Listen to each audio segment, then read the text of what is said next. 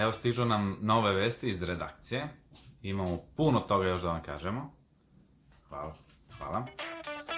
Ovako, evo mi ponovo. Iz naše redakcije pristižu vesti. Šerujte, lajkujte, nemam pojma šta već hoćete da radite. Slušajte nas, pratite nas, tu smo za vas.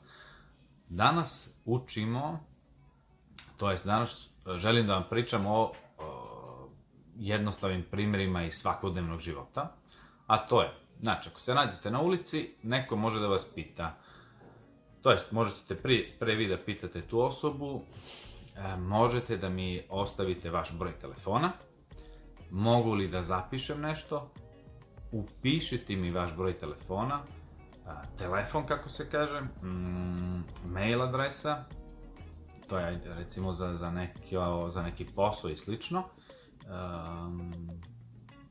i, kako se kaže, kompjuter i slično. Tako neke jednostavne stvari koje mogu da se desi u svakodnevnoj konverzaciji.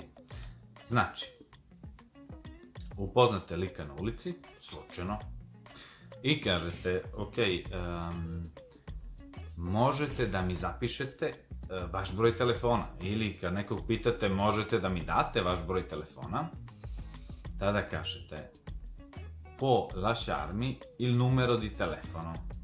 Può lasciarmi, tada mu kažete vi, kao da mu persirate. Può lasciarmi il numero di telefono. Možete da mi ostavite vaš broj telefona. On u tom slučaju kaže da ili ne.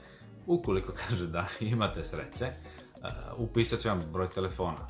U tom slučaju, ako nemate papir i olovku, vi će da pišete u vašem telefonu, je tako? Znači, kada pišete broj telefona u Italiji, imate onaj prefiks plus 39. Plus 39, tu ću negdje da ispišem, znači plus 39 i onda njegov broj. E sad, brojeve smo prošli prethodno, u prethodnim časovima, i on može da kaže, ok, moj broj telefona je il mio numero di telefono, moj broj telefona je, nemojte da me zovete, molim vas, mislim mene, mio numero di telefono je 333 438 000000. Ok, na primjer, to je bio jako jednostavno telefon, ne znam da li stvarno postoji, nemojte da ga zovete.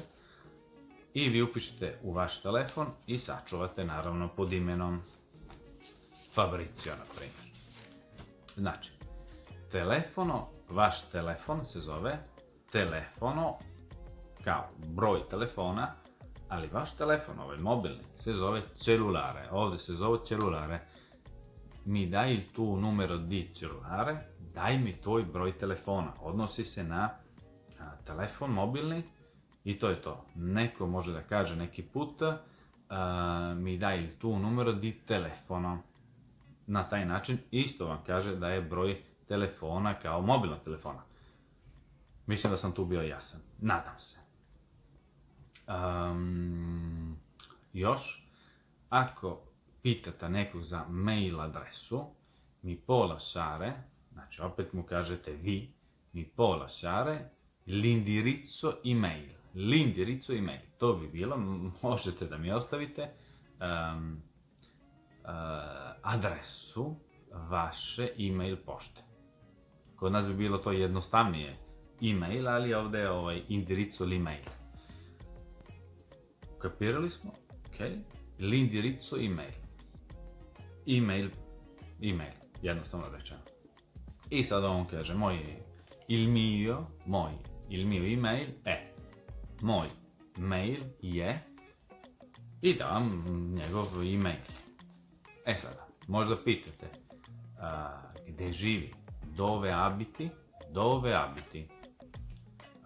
Također, vi možete da kažete io abito,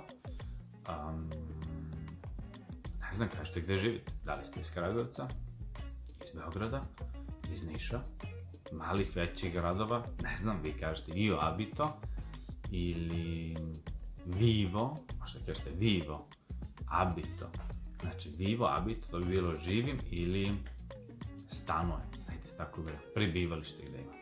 I kažete vaš grad. Znači, koga upoznate može da kaže abito ili ti njega pitaš dove abiti, gde živiš? Gde živiš? Dove abiti, gde živiš?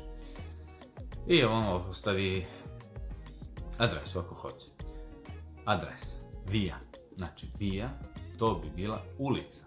Via, via. Ulica, via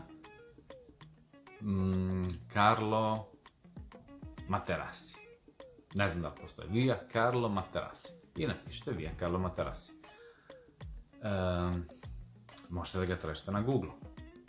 Ili na Google Maps. Ko to zna, jako jednostavno.